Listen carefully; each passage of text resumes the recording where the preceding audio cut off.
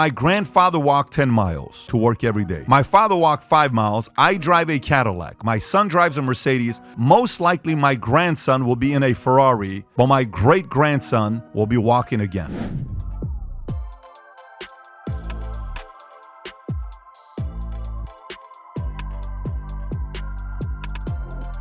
A long time ago, I decided to invest into gold and precious metals. This is real kilo of gold. I'm holding 3 kilos of it right here in my hands. One of the ways to go about protecting yourself against what's happening with the market and inflation is to buy silver or gold. This is a quote, and you'll see why we're going to talk about Vanderbilt. He once said, "Any fool can make a fortune. It takes a man of brains to hold on to it." This could be one of those types of messages that can get you to think about your family legacy in a completely different way. I remember years ago when I sat there and I said, what kind of a life do you want to build, Pat, when it comes down to generational wealth? I was dating a girl and I was asking myself, would you let your daughter marry you? I was 23 or 24 years old at the time. I said, I wouldn't let your daughter marry a guy like you today. We got to get our act together. And then I started thinking about, trying to adjust to the American culture where, kids do sleepover and all this other stuff. I said, later on in life, when they want to do sleepover, are you comfortable with kids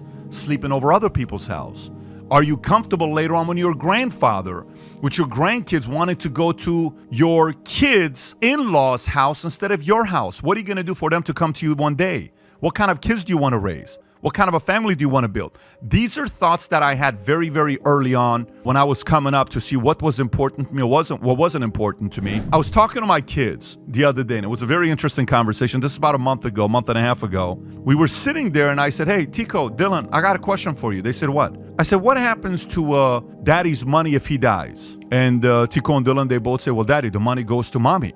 I said, okay, you're smart. So I didn't say mommy and daddy. I said, so what happens if mommy and daddies die, and what should happen with the money? And my oldest said, well, the money should go to me. I'm the oldest. And you see my youngest son, he's like, well, that's not fair. How about me? I should get some of the money. So then Tico and Dylan, they say, well, daddy, I think half of it should go to Tico, half of it should go to me. And my oldest says, I think that's fair, 50-50. Then my daughter is eavesdropping in the conversation. She says, well, how about me?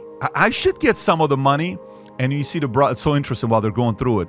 You see the brother say, well, Senna, we would take care of you. She says, that's not fair. Do I get any money myself? And she's like, well, I think we should probably give some money to her. Then I said, how about Brooklyn, the fourth baby? She's 17 months. Well, daddy, she's too young right now. So what if she's not young later on? Well, we'll take care of her. Well, should she get some of the money? I think she should.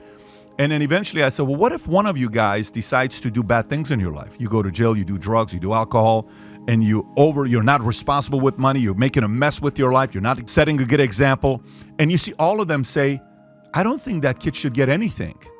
And I said, interesting that you guys are saying it now, because that's what's in the trust, where you have to make certain decisions the proper way, or else you're not going to be participating in any of that stuff. And the reason why I'm saying this is because if you do the generational wealth the right way, not only can you keep your family closer, if you don't do it the right way, there's so much infighting that they don't want to be around each other. And you're going to see some of the families, those that did it right and kept the families together, and those that didn't do it right. So Andrew Carnegie said, with access to books or educational content like this, back then they didn't have courses, but I'm sure if they did, he would have said courses as well, and the desire to learn could educate him or herself and be as successful as he had been. The 6 components to creating generational wealth. Number 1, mindset. Number 2, timing. Number 3, habits. Number 4, compounding. 5, strategy. 6, relationships. So let's go through them. Mindset. Creating generational wealth, you have to have the right mindset. If you don't have the right mindset, it's not going to happen.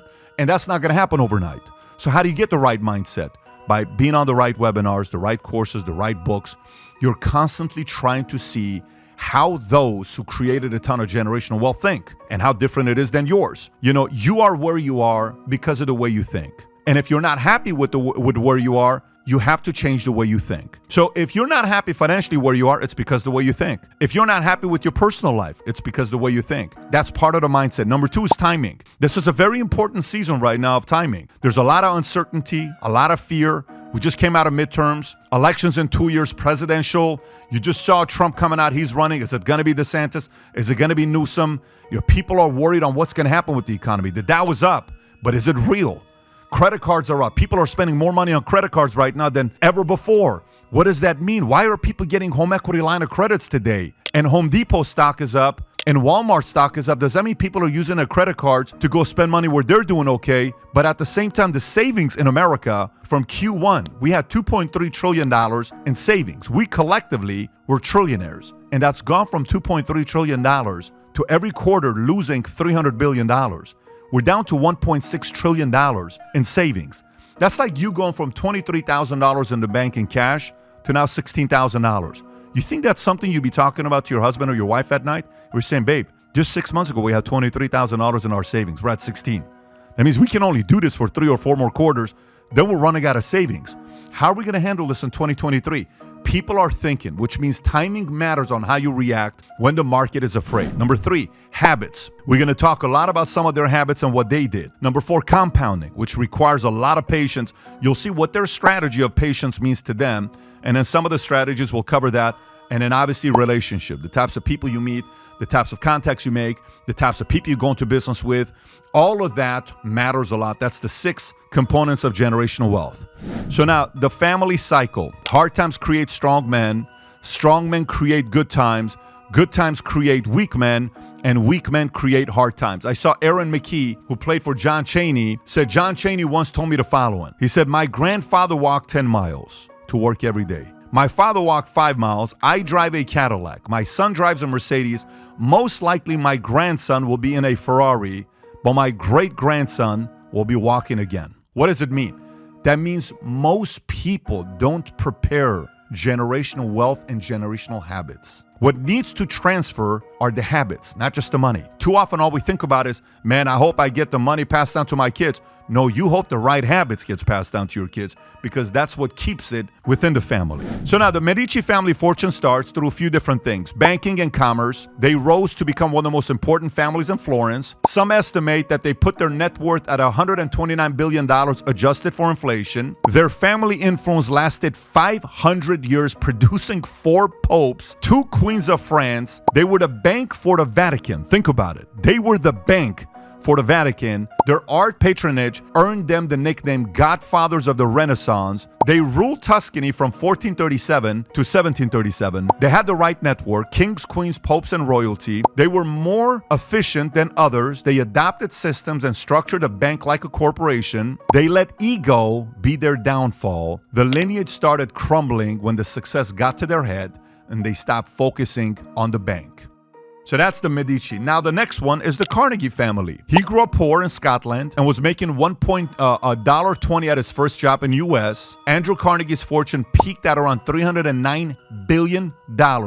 He was the richest man in America after selling his company in 1901. Carnegie entered the steel industry in 1873 and started his first company that evolved into the Carnegie Steel Company. Few things about their family legacy. At his death, Carnegie donated most of his money to build over 2,509 libraries and schools like the Carnegie Mellon University. He's referred to as the patron saint of libraries. That was a big part of his mission on what he wanted to do with his life. He left his wife and 9 children with a trust of about $10 million each and the properties he owned. By the second generation, they began donating their land to the National Park Service in the 1970s due to expensive upkeep. So what can we learn from these guys? He was an early pioneer by bringing in Bessemer process of making steel to the U.S. and created a fortune in the process. Carnegie grew up poor and believed the way to wealth was through self-education. This is something that I've applied myself. His legacy involved giving back to the schools and libraries so that people just like him could access the resources he had that allowed him to build his wealth. You can create a legacy by helping more than just your family. So what's the point here with Carnegie? What is your legacy? What do you want to leave behind? You know, you hear me talk about capitalism all the time in books and business and entrepreneurship and intrapreneurship. What is it for you that gets you excited about it? Is it orphanage? Maybe that's something that is part of your passion. Is it kids? Is it, women, men? Is it businesses? What is it that you want to leave behind that's part of your cause and your crusade? This was a big part of Carnegie's DNA. Next, we have the Vanderbilts. When Cornelius Vanderbilt was 16 years old, he turned $100 into $100 million, which is $200 billion adjusted for today's money. His mom gave him $100 and he turned into what it is, $200 billion today. It was roughly equivalent to 50% of U.S. Treasury at the time. Think about that right there. 50% of the U.S. Treasury at the time. This is how rich rich Vanderbilt was during his time. He created a fortune for himself through his ferry and railroad companies. He was known to be a harsh man who rarely trusted his family with his business and money. With 13 kids, he only left one of his sons with the skills to handle his money and his business. I think he had 8 daughters. I don't think he left a penny for any one of them because he didn't think there's any benefit to leaving women or his girls any money. Very interesting guy, Vanderbilt was. Well, let's see if this philosophy worked or not. So here's his legacy. When Vanderbilt died, his son William took over his fortune and doubled it to $200 million by the time he died in 1885. However, within 50 years of Cornelius's death, the fortune was completely gone. So think about it. In 50 years, $200 billion gone. There's no money. Anderson Cooper's mom said, "We may be part of the Vanderbilt's family, but there's no trust fund here, kid. Not going to give you nothing. You got to go make your own money." So whatever money Anderson Cooper's made, he's made on his own. The third and fourth generation grew up ridiculously lavishly and spent their fortunes like crazy. The descendants were prone to family competition, building huge mansions to rival each other. And this is one of them, by the way. When you see this mansion, you think this is a hotel. This is not a hotel. This was built as a vacation home. Finished in 1895, 30,000-acre estate, 250-room French Renaissance castle, took 6 years and cost nearly $6 million to build, which in today's money, you ready? $1.6 billion by today's standards. Why does somebody need a 250-room French Renaissance castle for vacation? Well, that's what these guys did.